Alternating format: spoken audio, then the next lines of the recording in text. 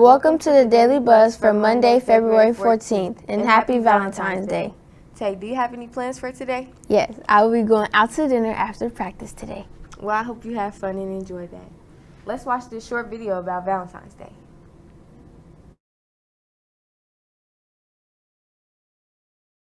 Saint Valentine was a bishop who lived in the 3rd century in Rome.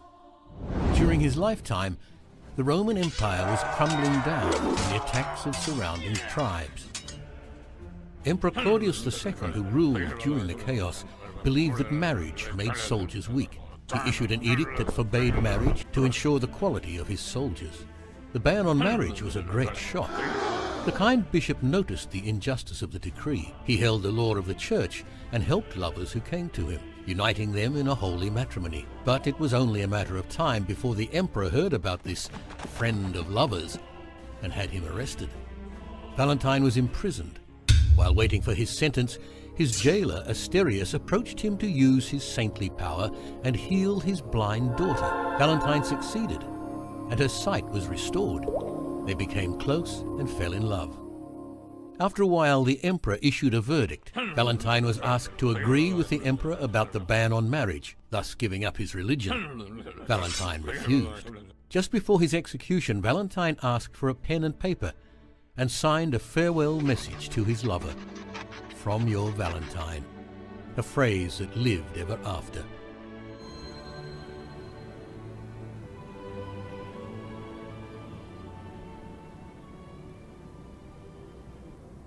Now here are your Yellow Jackets of the Week, brought to you by your SGA, Mr. Brian Phillips and Cortez Stevenson. Mr. Phillips teaches Algebra 2, college algebra, and he's involved in many activities for the school. Mr. Phillips is caring, patient, and he wants to see all his students succeed. Cortez Stevenson is a senior this year, and he played football and is now playing basketball at CHS. He was one of the winners of the Children's Mercy Sports Medicine Center Performance of the Week for February 7th. Cortez also puts the same energy on the court as he does in the classroom to proactively maintain his academics and be successful. Congratulations to Mr. Brian Phillips and Cortez Stevenson on being the Yellow Jackets of the Week. Congrats to our boys basketball team who defeated Warrensburg Friday night. The score was 65-48. The boys currently have a record of 16-4 and are looking to make a strong run in the playoffs. Catch their last home game of the season next Wednesday versus St. Joe Benton. Our girls team plays their final home game tomorrow night versus Odessa. Come support their team on the senior night. Happy Black History Month. This is Black History Facts presented by the Black Student Union. Each day we will have an African American figure or an event in time that we recognize for this month. Today we recognize Bayard Rustin. Bayard Rustin was an African American leader in social movements for civil rights, socialism, nonviolence, and gay rights. Rustin worked to press for an end to racial discrimination in employment.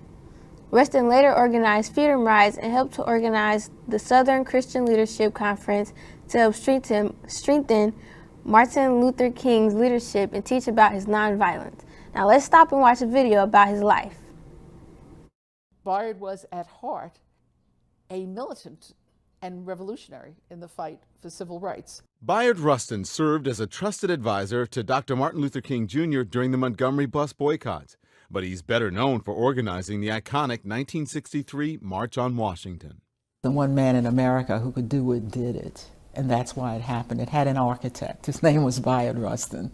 But in a time when intolerance ran high, Rustin stood out for more than just his work on civil rights.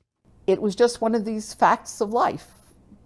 Bayard is gay, he doesn't hide it.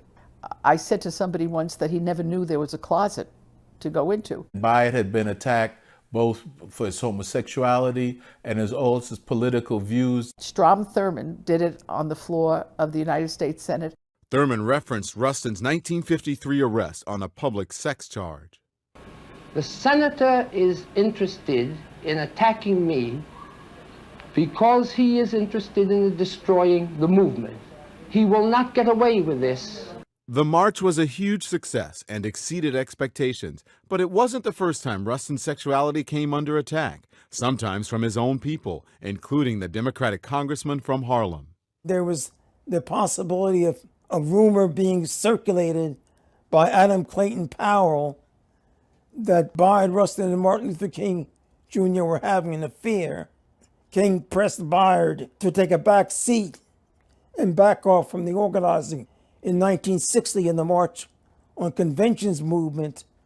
After the 1960s, Rustin continued to be a pro-labor and anti-apartheid activist, yet to colleagues, he never seemed to get his due recognition. Clearly, somebody as charismatic and was as brilliant as Bayard Rustin, yet was not able to establish or become a leader in the same sense of all the civil rights leaders of that time. He was being held back by the fact that he was a homosexual. Now, 26 years after his death, Rustin will be awarded the nation's highest civilian honor, the Medal of Freedom. Nobody did it better than Bayard Rustin, so I became something of a disciple of Bayard Rustin. When you were with Bayard, you really believed that you were in the presence of history and that you were going to change the way America worked. Don Lemon, CNN, New York. This was your daily announcements with Tay and Angel. Thanks for tuning in and don't forget to subscribe.